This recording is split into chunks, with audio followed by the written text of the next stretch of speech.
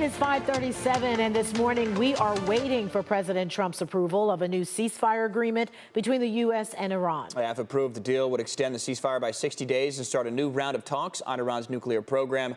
NBC's Alice Barr reports. This morning, a potential deal to end the war with Iran in the hands of President Trump and top Iranian leaders. That's according to a senior Arab official directly involved in ceasefire talks, who told NBC News negotiators from both sides reached an agreement and are awaiting final sign-off. Vice President JD Vance weighing in. We're going back and forth on a couple of language points. I do think that we've made a lot of progress here.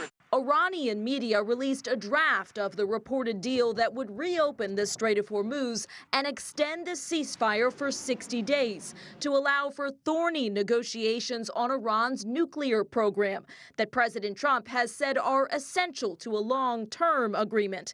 He again rejected that political pressure at home would force him to end the war faster. I don't view that window. I view it, I have to do what's right. The push for a deal has been tested twice this week, with the U.S. and Iran exchanging fire near the Strait of Hormuz. Defense Secretary Pete Hegseth addressing American forces in Singapore overnight and quoting President Trump on the potential for more military action. Iran can either do it the right way, with a deal across the table, or they can deal with my guy on the left.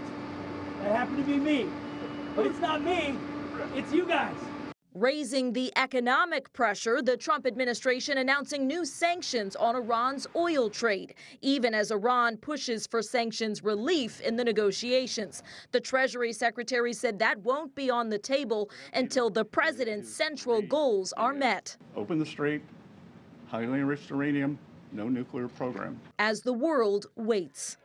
Important to note that if the Strait of Hormuz is reopened through a short-term deal, that would only restore operations to status quo from before the war and would not address any of the core reasons for starting the conflict, most importantly on Iran's nuclear program. In Washington, Alice Barr, NBC News.